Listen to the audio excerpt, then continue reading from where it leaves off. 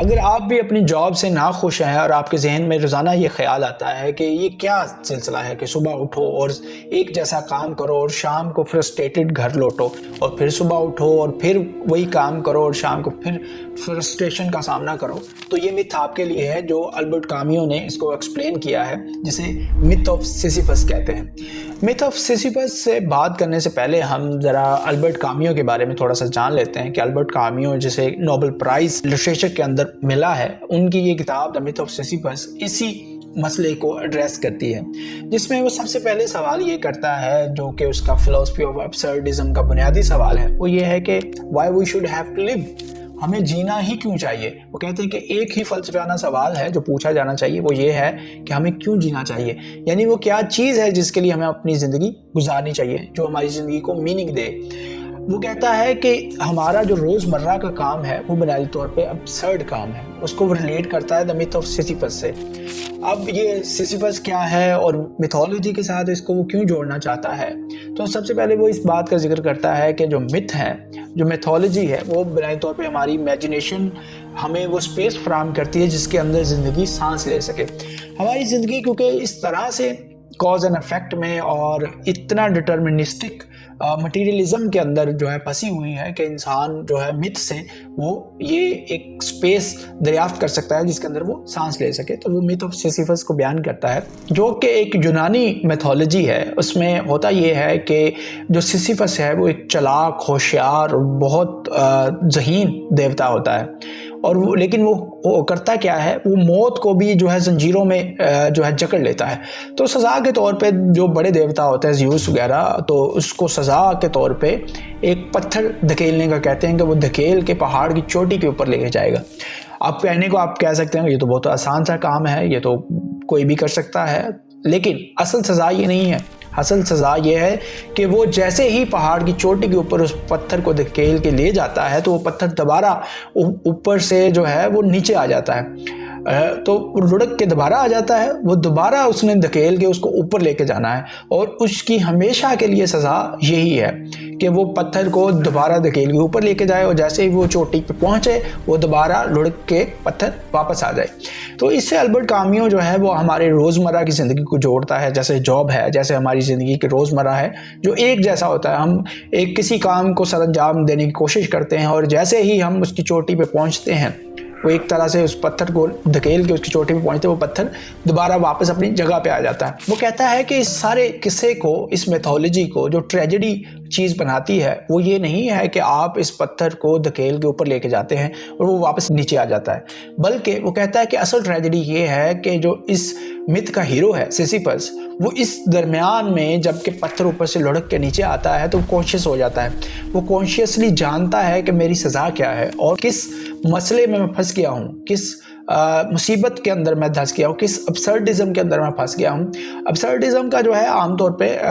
جو ترجمہ ہمارے کیا جاتا ہے وہ ہے لغویت، یعنی ایسا کام جو آپ کو کرنا بھی پڑ رہا ہو اور آپ کو پتا ہو یہ لغو ہے، بیکار ہے، فضول ہے، اس طرح کے جتنے بھی لفظ استعمال کیے جاتے ہیں، یعنی ایسے کام جن کو کرنے سے آپ کی زندگی میں کوئی معنی داخل نہیں ہوتے، وہ سارے ابسرڈزم میں شامل ہیں۔ تو جو سیسیفس ہے وہ اس سزا کے طور پہ اس کو دیکھتا ہے، اور اس کے دیکھنے کی وجہ بھی یہی ہے کہ وہ کانشیس ہے کہ وہ جو عمل کر رہا ہے، اور جیسے ہی وہ عمل ریورس ہوتا ہے وہ کانشیس ہو جاتا ہے کہ یہ عمل میرے ساتھ ہوا ہے، تو اسی وجہ سے وہ اس کو ایک ٹریجڈی کے طور پہ دیکھتا ہے۔ لیکن اب مسئلہ یا سوال یہ ہے کہ اب سیسیفس کے لیے کیا آپشن ہے کہ یا تو وہ کانشیس ہو اور اس کو ایک سزا کے طور پہ اس کو دیکھتا رہے، یا پھر یہ ہے کہ وہ اس کو اپنا فیتھ سمجھے، جیسے کہ البرٹ کامیو بیان کرتا ہے کہ اس کا جو راک ہے، اس کا پتھر ہے، وہی اس کی اب قسمت ہے، وہی اس کا مقدر ہے، اس کو قبول کرنے میں ہی اس کی آزادی ہے۔ اگر وہ قبول کر لے کہ یہی میری اب مقدر ہے تو ایک آزادی، ایک قسم کی آزادی وہ حاصل کر لیتا ہے۔ اور کہتے ہیں کہ اصل مقصد انسان کا یہ نہیں ہے کہ وہ اپنی سزا کو جان لے، بلکہ اصل جو زندگی میں معنی ہے وہ اس چیز میں ہے کہ وہ جو مزہ ہے پتھر کو دھکیل کے چوٹی پہ لے کے جانے کا، وہ کہتے ہیں کہ حتیٰ کہ وہ ہی کافی ہے کہ وہ انسانوں کے دل کو جذبات سے بھر دے۔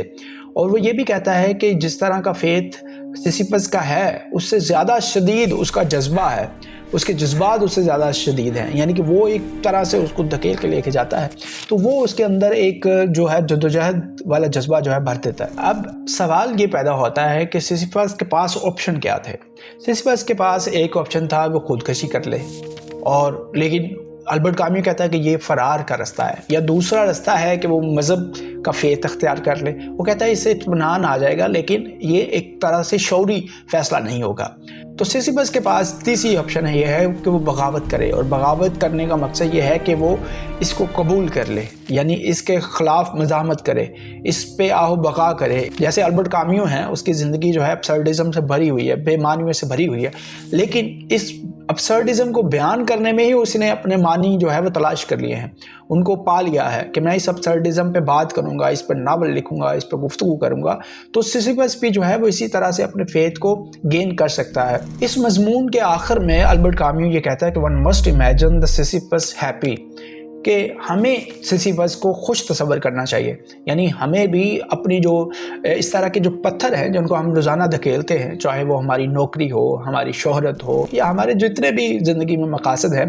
तो उनको हमें कबूल करना चाहिए और उनको दोबारा जो है ना वो धकेलते रहना चाहिए, और इसी को ज़िंदगी का मकसद बनाना चाहिए। ज़िंदगी का मकसद ये नहीं सोचना चाहिए कि मैं किसी एक चोटी पे चीज़ों को पहुँचा दूँ, किसी फाइनल नतीजे पे पहुँचा दूँ, क्योंकि वहीं से हमारी ज़िंदगी में अब्सर्डिज़म आता है, वहीं से लगवियत हमारी ज़िंदगी में शामिल हो जाती है। क्योंकि हम चोटी पे चीज़ों को पहुँचाते हैं, चीज़ें लुढ़क के नीचे आ जाती हैं, हम फिर जो है मायूस हो जाते हैं, हत्ता कि हम सोचना शुरू कर देते हैं खुदकशी के बारे में। औजार है अब्सर्डिज़म जो है इसी की एक्सट्रीम चीज़ है, तो उस पर ही वो तनकीद करता है कि हमें इस चीज़ों को इस तरह से नहीं देखना चाहिए, हम चोटी के तनाजुर में चीज़ों को नहीं देखना चाहिए, बल्कि हमारी ज़िंदगी में जितने भी हमारे मकासद हैं उनको इसी नतीजे के तौर पे देखना चाहिए कि जो पत्थर धकेलने का अपना जज्बा है, जो मेहनत है, जो उसमें लज्जत है, उसी में ज़िंदगी के मानी जो है उसको तलाश करना चाहिए और उसी में खुश रहना चाहिए। तो one must imagine the Sisyphus happy, तो हमें भी खुद को ऐसे ही खुश तस्वर करना चाहिए, क्योंकि हमारी ज़िंदगी भी सिसिफस से अलग नहीं है। हम भी जो है वो पत्थरों को इसी तरह ही रोज़ाना धकेलते हैं, और हमें धकेलते रहने को ही अपना मुकद्दर तस्लीम कर लेना चाहिए और इसी में ही खुश रहना चाहिए।